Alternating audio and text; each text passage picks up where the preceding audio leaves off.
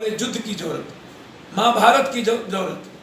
और ये लड़ाई जब तक बाढ़ से मुक्ति, हम जा रहे हैं किसी भी परिस्थिति में सुप्रीम कोर्ट पीआई फाइल करने 30 तारीख के पहले, चाहे वो परमान नदी हो, बकरा हो, कनकई हो, महानंदा हो, जो हालात है, मैं इतना कह सकता हूं कि ये हालात, इससे बदतर हालात कुछ नहीं हो सकते। लोग की जिंदगी मौत से भी बदतर है, खौफनाक जिंदगी। इसीलिए हम आए हैं कि कैसे किशनगंज, अररिया, कोसी में किस तरीके से मेगा कैंप चलाया जाए, किस तरीके से गरीबों को बचाने की तैयारी हो। लगातार अभी अगस्त बाकी है, कोसी का कहर बाकी है, अभी तो परमान की पानी बढ़ रही है, बकरा का पानी बढ़ रहा है, लगातार नेपाल में बारिश हो रही है, तो जिंदगी नासुर तो बन गई। और तैयारी कुछ नहीं, नेता मस्त है, हम में सब नंगे, पूरा मजे में है कि अब लूटने का बड़ा लंबा समय हम लूट पाएंगे। इस बार इन लोगों का चुनाव का जो पैसा है सब निकल जाएगा। सर, बिहार सरकार की विफलता पर क्या बोलेंगे? राहत सामग्री और जीआर राशि को सर, क्या हवाई जहाज से ऊपर से आके ऋतिक रोशन का पिक्चर गलबैया लगा के ना ट्वीट करेंगे, बगल में विदेशों में पैसा देंगे, नवीन पटनायक को देंगे, असम से के मुख्यमंत्री से बात करेंगे, और बिहार के मुख्यमंत्री ना तो मांगेंगे ना बात करेंगे, ना प्रधानमंत्री जी बात करेंगे। बिहार से वोट लेंगे, आम और गरीब जनता का इस्तेमाल होगा, लेकिन जब उसकी जिंदगी बचाने की, उसके बच्चों के 2 वक्त की रोटी का सवाल होगा, तो फिर उस पर राजनीति होगी। हवा आएंगे, रेड कारपेट बिछेगा, मुख्यमंत्री जी के लिए 1 घंटे तक थाली में चावल दे करके दाल का इंतजार करवाया जाएगा। इतनी संवेदनहीनता होती है क्या? और उनके कलेक्टर, पदाधिकारी, सीओ लगातार लूटेंगे। 6,000 रुपया मैं 2,000 पहले ही नाम तय करने के लिए ले लेगा, अब फिर अकाउंट में भेजा जाएगा, क्योंकि नाम उन्हीं को तय करना। और ये 6,000 है क्या? आप लगान को माफ करिए ना, कंप्लीट हम आग्रह करते हैं दोनों सरकार लगान फ्री करिए बिहार, क्योंकि एक तरफ 3 हिस्से में बाढ़ है, दूसरे तरफ सुखाड़ है, और गरीबी दुनिया का सबसे, लगान तो बनता है फ्री करना।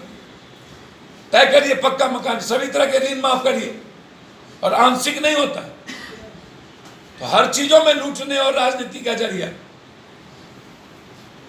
ये जमीन पर कोई नहीं, बस ट्वीट, और ट्वीट भी नहीं।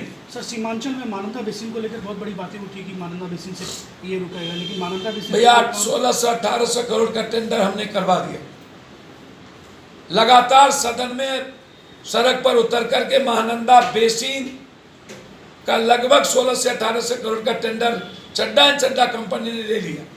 जमीन अधिग्रहण कराने के लिए 300 करोड़ रुपया आवंटित हो गए, 1 किलोमीटर जमीन अधिग्रहण नहीं हुआ। यह बर्बादी क्यों? क्या कारण है कि अररिया से किशनगंज होते हुए जो हमारा मुख्य आम किसानों की जिंदगी बचाने की जो लंबे समय से लड़ाई, उसको प्राथमिकता नहीं देना, तो इससे मतलब तो साफ है ना कि सीमांचल का जो इलाका है, किशनगंज, कटिहार, पूर्णिया, अररिया, आप डेथ सर्टिफिकेट लिखते हैं इसके, ये नेता पटना दिल्ली में बैठ के, मर्डरर हैं ये लोग, अपराधी हैं। कोसी सीमांचल और मिथिलांचल के गुनाहगार हैं, इसको जनता के बीच इसको झुलाना चाहिए। और इन पदाधिकारियों को पानी में रखने की जरूरत है, नाव पर। यदि एक गरीब का बच्चा मरता है भूख से, रोटी के बगैर, तो इन पदाधिकारियों को भी सजा के, दोषियों इन पर 302 का मुकदमा चले। बांध टूटता है तो पदाधिकारी और मंत्री पर मुकदमा चले। और इन लोगों की संपत्ति 40 सालों से इन लोगों का संपत्ति टैच, इसलिए बाढ़ के बाद महानंदा बेसिन बांध की लड़ाई, जिसका टेंडर हो चुका, पैसे हैं, आर पार की लड़ाई हम शुरू करेंगे, ताकि कोसी के साथ जो सौतेलापन का व्यवहार हो रहा है, जो समाप्त करने की तैयारी है, उसको चैलेंज के साथ इस दिल्ली पटना वाले को इस इलाके से भगाया जा सके।